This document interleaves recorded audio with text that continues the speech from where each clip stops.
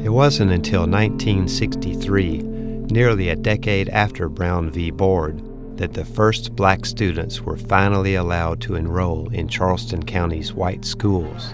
They ain't gonna be in my grandson's class. Not here they ain't. When all other tactics of resisting integration failed, white families moved from the peninsula to the suburbs or transferred their children to new private schools that popped up around the city.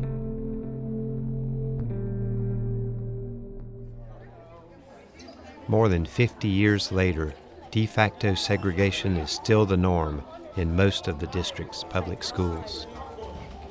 Students at high poverty, high minority schools are likely to face many disadvantages, including underqualified teachers, a culture of low expectations, high rates of disciplinary infractions, and less rigorous programming.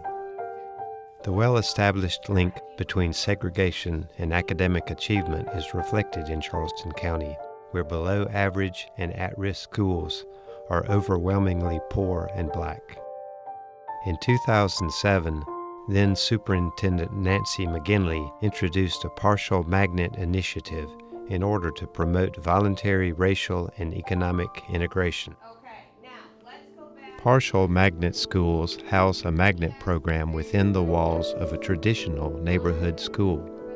At Haut Gap, half the magnet program seats are reserved for kids who live inside the school's attendance zone. The other half are highly competitive, awarded to the top applicants from across Charleston County. Let's move on to number 3 while the girls are looking for the answer. By breaking up concentrations of poverty, partial magnet programs increase academic opportunity for minority students who make up around half of Charleston County's student population. The first 5 partial magnets launched in fall 2009. Among them was Haut Gap Middle School on Johns Island. Before we started the magnet, our school was unsatisfactory. And according to No Child Left Behind, you then have school choice. It was predominantly African American. The scores were low.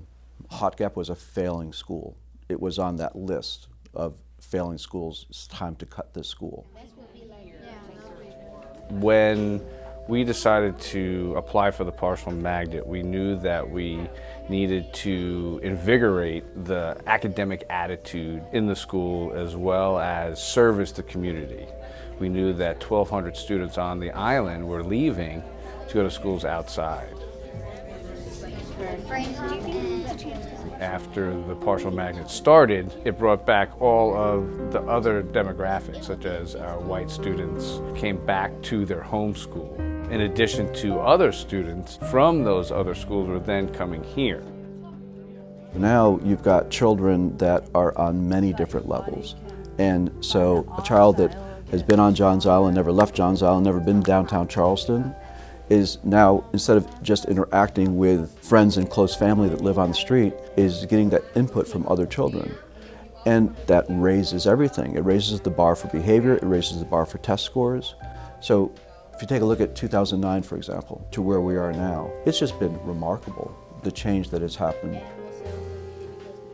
By 2011, just 2 years after converting to partial magnet, Haut Gap's state report card score improved from below average to good. Its student body has more than doubled and now reflects the diversity of Charleston County.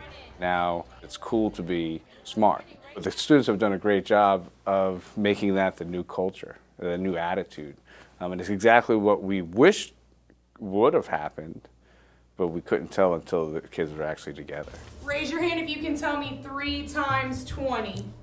Guadalupe? A common criticism of partial magnet schools is that students resegregate within the school walls.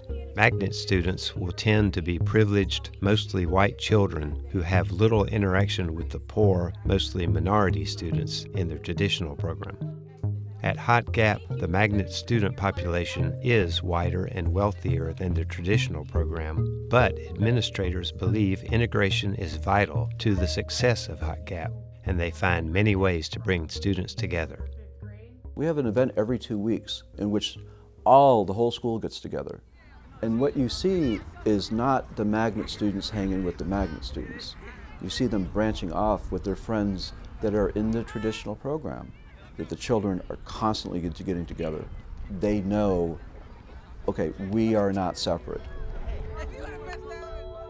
According to research briefs published by the National Coalition on School Diversity, students who attend racially diverse, mixed-income schools have better critical thinking skills, an ability to adopt multiple perspectives, and a lesser likelihood to accept stereotypes. They also attain higher grades, higher college enrollment rates, and more prestigious jobs. They're not going through the world with blinders on by coming to a school that has such immense diversity. We have Latinos, African Americans, we have Asian children, we have just the basic American child.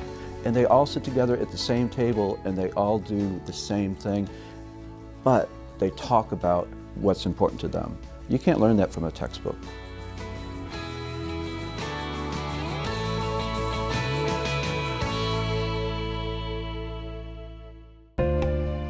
This program is part of American Graduate.